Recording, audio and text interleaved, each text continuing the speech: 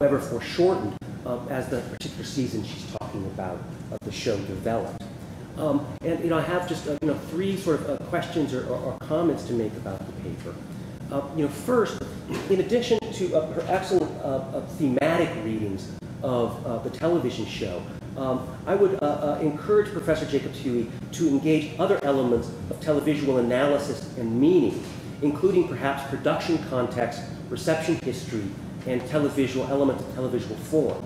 Among other things, it would be interesting to know about the writing process and the extent to which the producers of the show consulted experts or interest groups linked to issues of race or disability. I sort of suspect that they may have done that kind of work around issues of disability, but for reasons that Professor Jacobs-Huey sort of analyzes in the paper, may not have done that around issues of whiteness and race. I don't think they talked to George Lipsitz or Noel Ignatieff around whiteness. Perhaps Professor Jacobs-Huey could enlighten us on that, or why that might be the case that they wouldn't think they needed information about race and whiteness.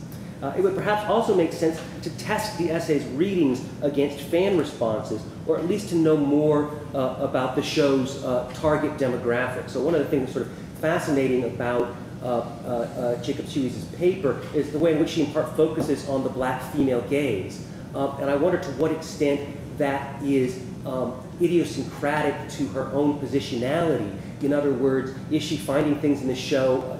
Was the show meant for her? Did the show imagine a black female spectator or not? Is its target audience, in fact, white folks of a particular demographic?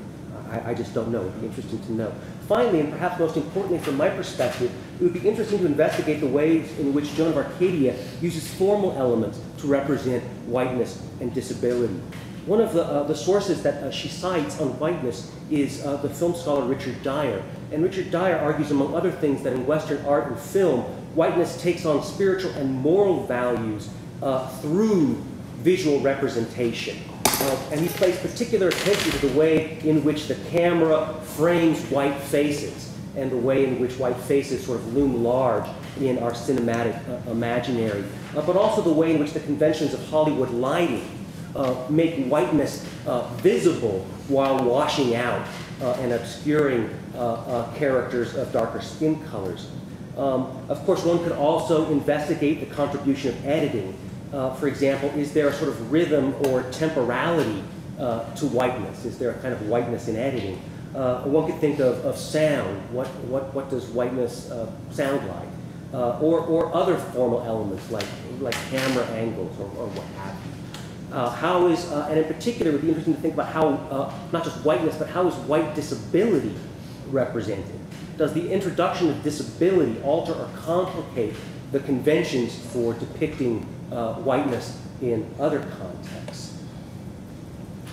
The second point I wanted to make is, I wanted to ask Professor Jacobs-Huey about what I take to be one of the central contradictions of the show that she analyzes. For example, on the one hand, there's a really remarkable and in some ways unprecedented confrontation with white privilege.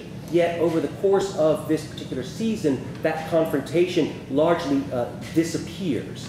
And some de facto notion of white privilege reasserts itself. And so I'm curious about what one could say about the relationship between those two, confrontation of whiteness and yet reproduction seemingly of whiteness. Could we explain that contradiction as a form of disavowal, meaning the Freudian psychic mechanism whereby a single consciousness can hold two opposing ideas at the same time without those opposing ideas infecting each other? So the sort of psychic logic in this case would be, I know very well that white privilege exists, and yet all the same I will act as though I don't know it. So is it a mode of disavowal, or is there something about the airing and working through and confrontation with whiteness that enables it to ultimately be dispensed with and for white privilege to reassert itself? The third and final comment I wanted to make about the paper is I was curious to hear more about how the show might engage with or be in dialogue with a larger social context. And I couldn't help but thinking about what I know based on the work of Andrea Smith about the evangelical race reconciliation movement, a movement whereby racism among certain evangelical Christians can be recognized and even condemned, yet the response or the cause of racism and the response of racism gets winnowed down to individual acts of responsibility, goodwill, etc., such that aspects of structural racism are disappeared. And to the extent that a lot of the sort of discussion of race sort of comes down to people learning to be better people in a way, that there's a sort of learning process that the BBF helps people go through, I'm wondering if there's some sort of connections there that could be made. Amir Hussain has given us, really a sort of a very fascinating paper that is dealing with, I think, an emergent scholarly topic as more and more people are turning to, especially post 9/11, the way in which Islam and Muslims are represented in television. And here, but especially in the longer paper, one of the things that I really appreciated was the sort of combination, which I think is really quite wonderful, a combination of both sort of textual analysis of particular episodes and shows with a sort of analysis of the sort of structure of the show, the behind the scenes, the role of advisors and creators. So really sort of drawing upon the sort of paratext or the extra text of the creative process, sort of behind the scenes. But I have a couple of questions. One, again, returns to a different kind of contradiction. It seems one of the things that Professor Hussain's paper, one of the issues that it really foregrounds well, is this sort of strange contradiction in, I take it, in Sleeper Cell, where on the one hand you have the sort of realistic or authentic details of Muslim life for the first time a Muslim hero, and if you watch some scenes of the show, there really is a kind of pedagogical function to the show. There are scenes that are clearly, it seems to me, included as little moments of explaining this or that about Islam. And if you go to the website online, there's even a little dictionary, largely of Arabic words. And if you click on one of the words, you will go right to the scene where they're glossing that particular term. So on the one hand, Sleeper Cell, certainly no Hajj better than Johnny Quest.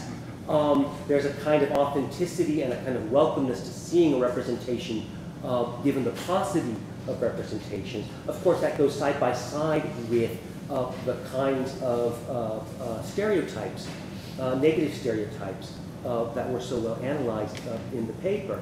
And so again, I have a question about the relationship between those two things. How do they exist in the same televisual world? Again, is it a case of disavowal?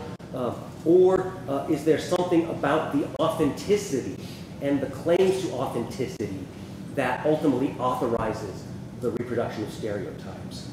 At any rate, it seems that one could say something about how those two things work together without sort of exploding the television show. The second comment I had to do with race. One of the things that, and I think this is a sort of an emergent topic in what little I know about Arab American studies, and increasingly the way in which, especially post 9/11, people have been talking about the way in which Muslims and Islam has been racialized, or its linked to racialization, or its differences as a sort of political discourse or discourses about it. And one of the things that was notable about the analysis of the show is the extent to which you have a kind of racial, ethnic, and national diversity to the Muslim characters that are represented. I can't